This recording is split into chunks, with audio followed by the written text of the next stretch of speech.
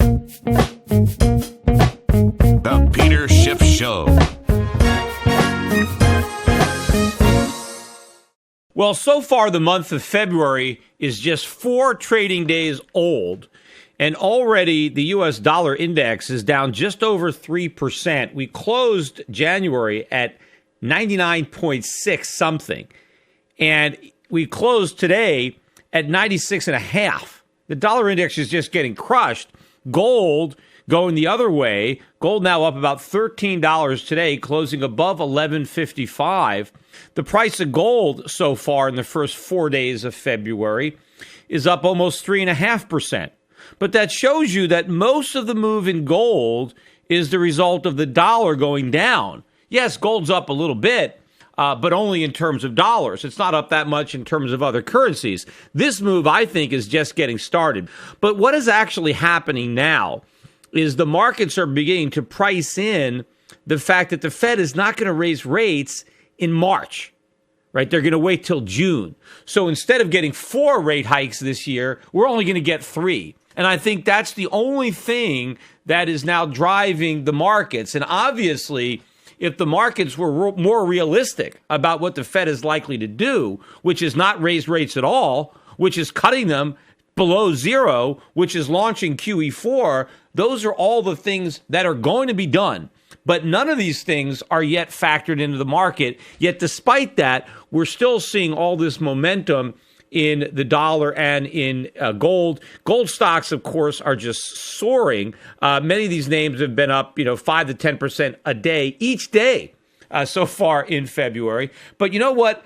None of this is attracting the attention on Wall Street. I saw this guy on CNBC today that was asked to talk about rising gold stocks. Of course, they don't ask me to talk about rising gold stocks. They just ask this guy. And he basically said, well, it's short covering. He said that maybe, you can buy them for a month or so and they'll keep rising, but you got to get ready to get out and get back short because they're all going to make new lows, because he talked about how lousy the fundamentals are for these stocks. The fundamentals are not lousy. They've never been lousy. The only reason that they've appeared lousy is because everybody thought the dollar would keep rising because they believed the U.S. had a recovery and the Fed would keep raising rates. This guy still doesn't understand that that isn't true. But, the media is still so biased, not just the media, people on Wall Street. I was on CNBC Europe last night, not CNBC America, because, again, they won't have me on CNBC in the United States. They'll have me on in Europe, but they don't really have me on in the United States. So I was on CNBC Asia, and I was debating this guy. I don't remember what his name was or where he worked, but I think he was in Australia at the time. He was traveling, but he's based here in the U.S., and this guy was so clueless. You got to watch this video of me with this guy, because this guy was talking as if the U.S. economy was fantastic. I mean, he couldn't stop talking about how great the economy was in America. Like, where's this guy living?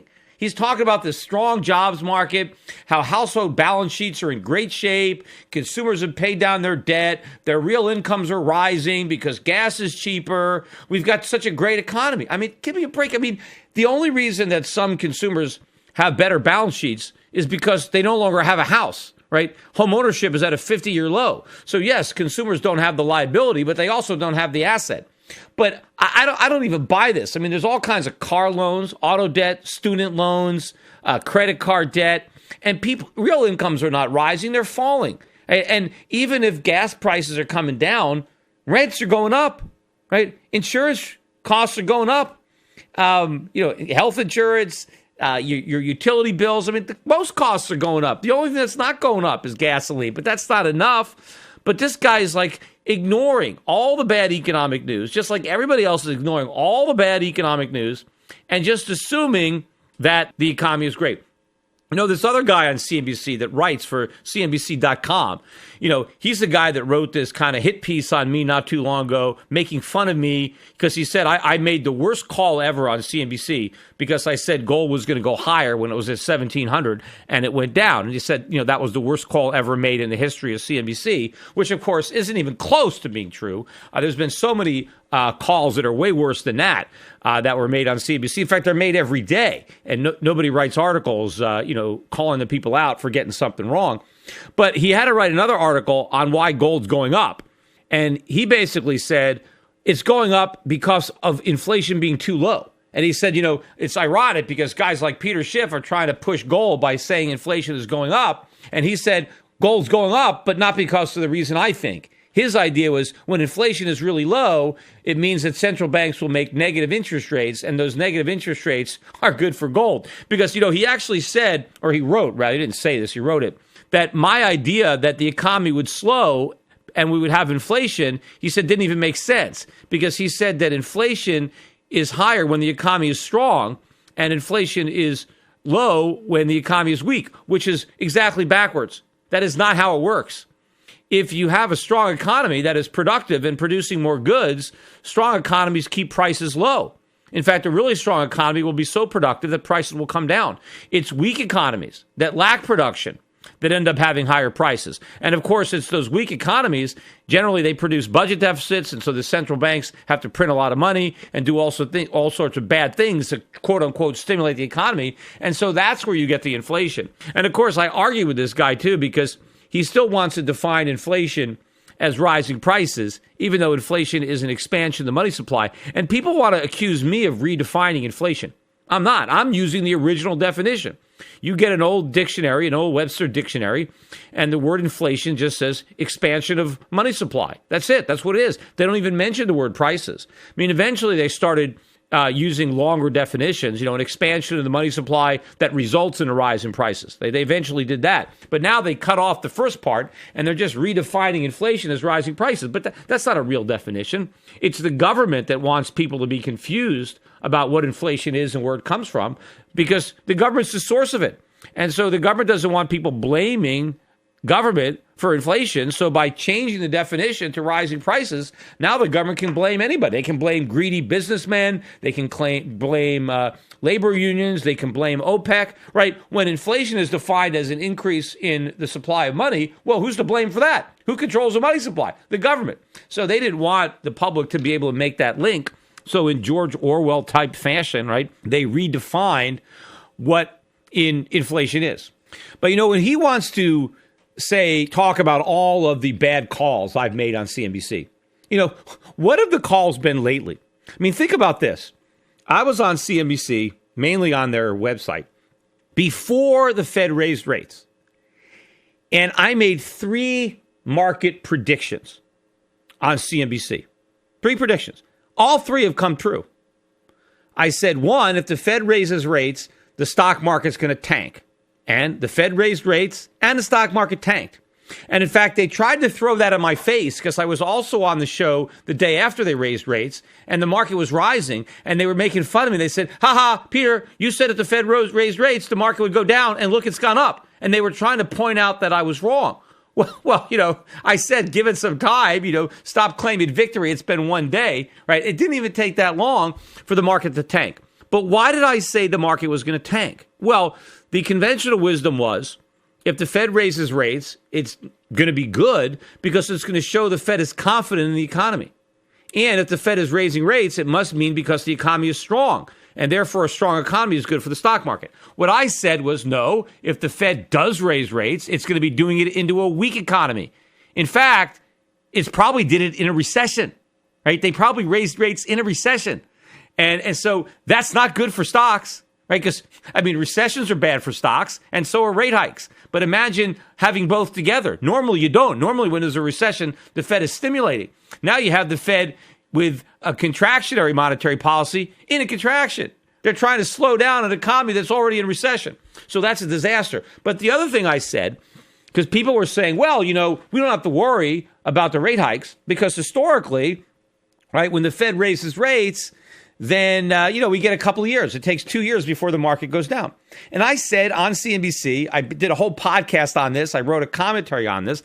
I said, this is nonsense. You can't go back and look at historical precedents because this is unprecedented. We've never had interest rates at 0 for 7 years. So what happens when you raise interest rates from 0 after they've been there for 7 years, that has nothing to do with what happened in a normal easing tightening cycle when the Fed lowers interest rates to a low amount and then, raises them back up. This is totally unprecedented. But I also made the point that if you want to go back to the first tightening, you have to go back to the taper talk 2 years ago. So my point was, if the Fed does raise rates, we'd be 2 years into the tightening cycle, not the beginning. So we didn't have all this extra time that people were banking on. And that's exactly what happened. So I got that one right. But I also said that if the Fed raised rates, gold prices would rise. Everybody was unanimous that gold prices would fall if the Fed raised rates. I mean, that was a no-brainer, right? Higher rates are bad for gold. Higher rates are going to strengthen the dollar. So gold was supposed to collapse.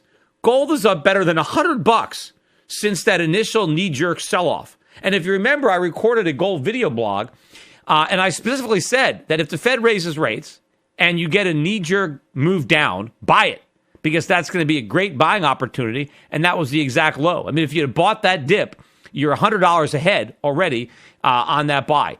So gold has gone way up since the Fed raised rates. That's 2 for 2. And my third prediction was that the dollar would go down. And up until a couple of days ago, that wasn't the case. But now the dollar is at a 4-month low. It is down across the board. Every major currency is now higher than it was when the Fed raised rates. And the dollar chart looks quite weak. It looks to me like we're going to continue to fall. So that's 3 for 3. And why did I say the dollar was going to fall when the Fed raised rates? Right? Because everybody believed that higher rates would be bullish for the dollar. My point was, yes, people had believed that for 3 years. The dollar rose for 3 years based on the idea that the Fed was going to raise rates. So I said it would be buy the rumor, sell the fact. But I also said the fact wouldn't live up to the rumor, because I don't think we're going to get as many rate hikes as everybody was counting on. And that is also what's happening right now.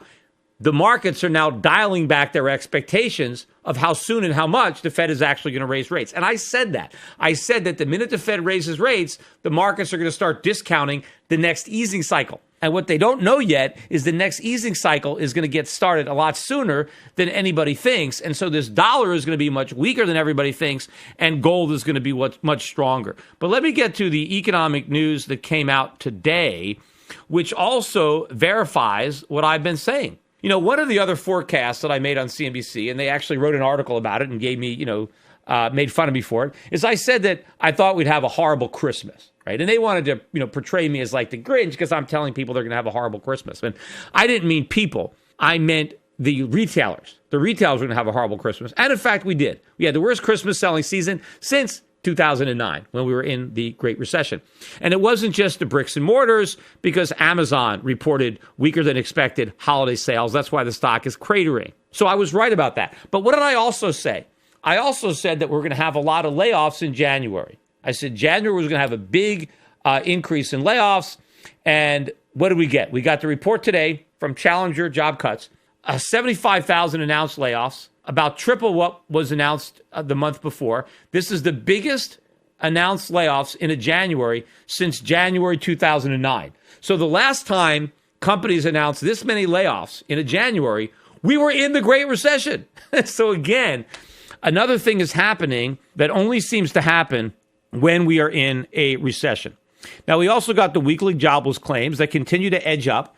They moved up to 285,000 from 277 from the previous week. The consensus was 280, so again, above consensus. Weekly unemployment claims, while still low, are at an 11-month high. So clearly, they are headed in the wrong direction from the perspective of people who think the labor market's in great shape. It is an 11-month high in weekly unemployment claims. But we got more bad news coming out today. We got productivity and costs, and this is for the fourth quarter. And this also shows that we're probably going to get some downward revisions to the fourth quarter. Fourth quarter productivity was supposed to come in at minus 1.8. So people were relatively pessimistic. Well, they weren't pessimistic enough because it came out as minus 3. Minus 3. Now, the third quarter productivity was plus 2.1. That was revised slightly lower from the original estimate of plus 2.2. But a huge decline in productivity, and unit labor cost really spiked up 4.5%. That's not good. And a lot of those labor costs are probably health insurance and stuff like that. Just because labor costs go up, it doesn't mean that the workers put those costs in their pocket. It just means that it costs employers more money to hire people. And so all in all, that's a bad number to see the productivity falling that sharply. Now let's look at the factory orders, because this is a big number for GDP from last quarter because factory orders are a part of GDP. Well, they were looking for minus 2.8, and we got minus 2.9. So not much worse than they were expecting, but you have to go back to the prior month to get the revision because they initially reported November at minus 0.2, and instead we got minus 0.7. So that's a pretty big difference. And so the minus 2.9 from December was versus a minus 0.7 from the prior month rather than a minus 0.2. So that makes the miss in December that much bigger because you're falling from a lower level. And this was still the biggest drop in over a year in factory orders. So all this is going to pull from fourth quarter GDP that was originally reported at just 0.7.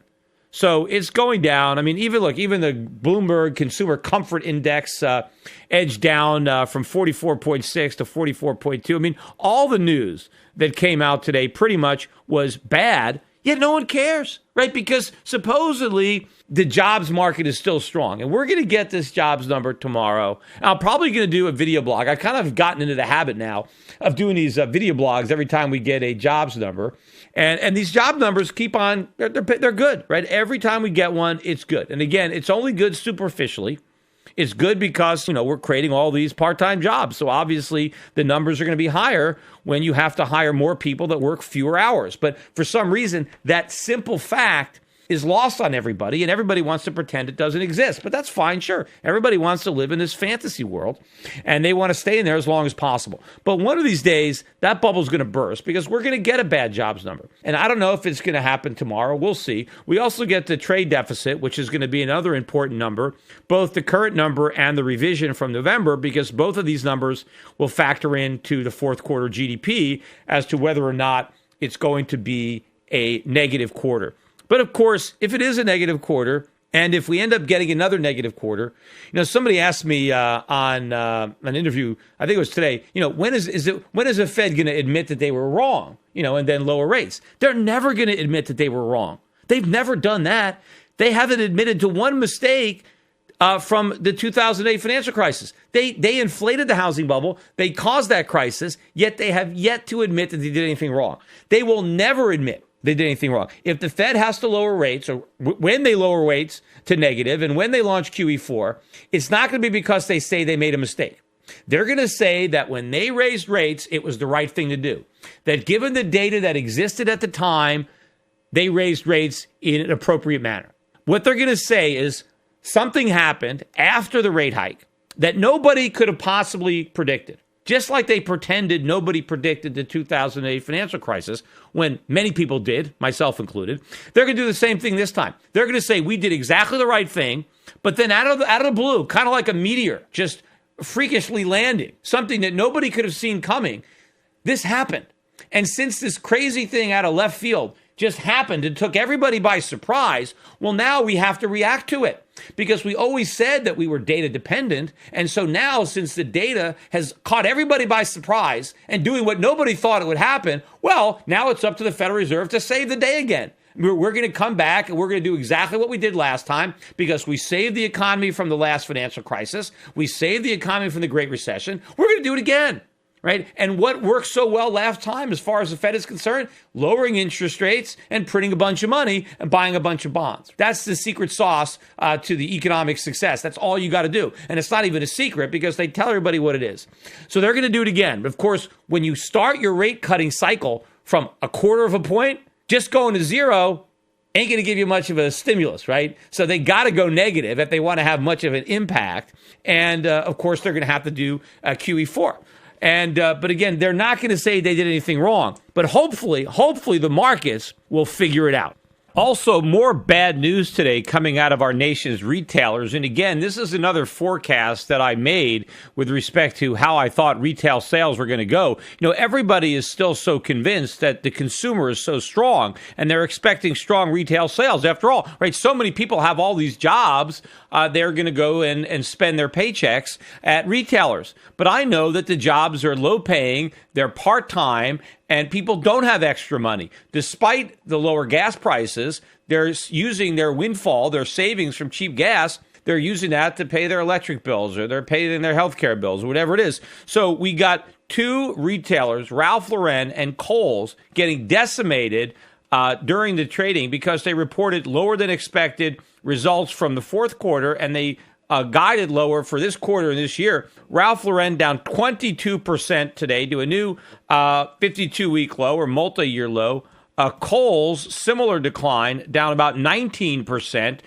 This is what's going on, retailers. And again, it's not just bricks and mortar, because Amazon had the lousy quarter as well. And then after the close, LinkedIn came out with bad news, and the stock is plunging 28% in after hours.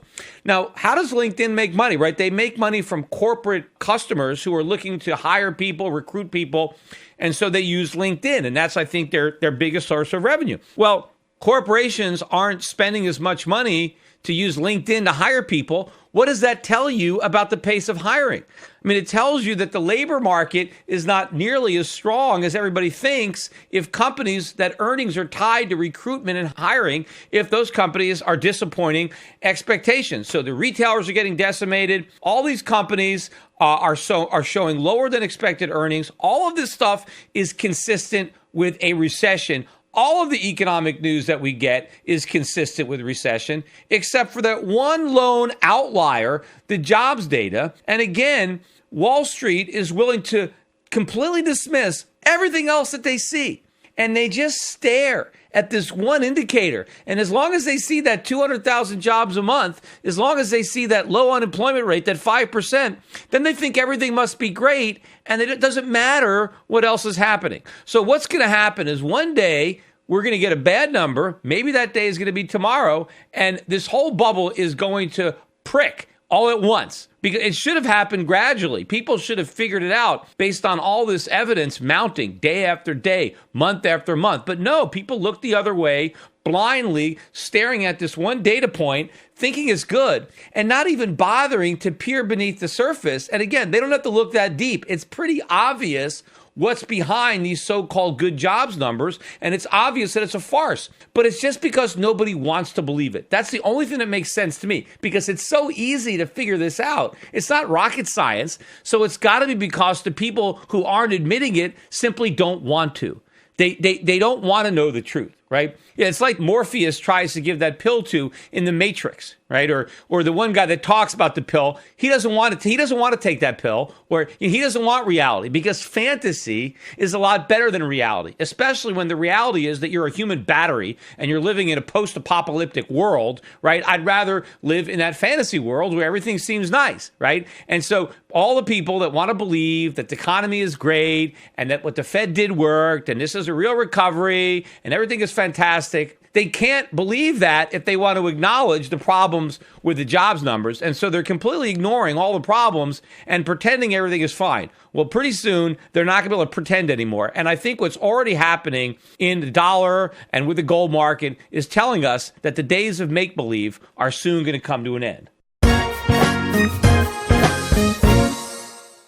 There's so much factually incorrect information and underreporting by legacy media today. Shouldn't there be truth in media? Well, there is. Truth in Media. Recently, a novel thought is now a reality with truthinmedia.com. Led by award-winning journalist Ben Swan, truthinmedia.com is the source for uninfluenced, reliable, fearless news, where journalists pursue real questions, not conspiracies. Make truthinmedia.com your default browser's homepage today and get breaking news and commentary that speaks the truth to power. It's also where you can tune into the Peter Schiff Show every week. Visit truthinmedia.com today. That's truthinmedia.com. Access to Truth in Media RSS feed by visiting truthinmedia.com/feed.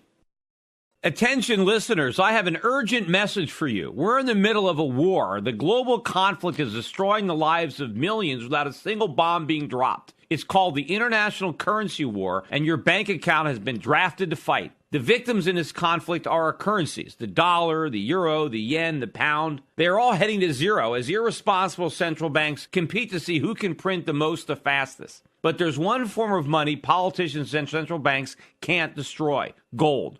Today, it's more important than ever to understand the value of gold in your portfolio and to keep a close eye on major market developments. Subscribe to my monthly videocast and you'll be the first to hear my latest analysis on gold investing and the currency wars. Visit goldvideocast.com right now to subscribe for free. I call the dot-com bust, then the housing bust, and I advise clients to diversify into foreign equities and hard assets while the rest of Wall Street laughed at me.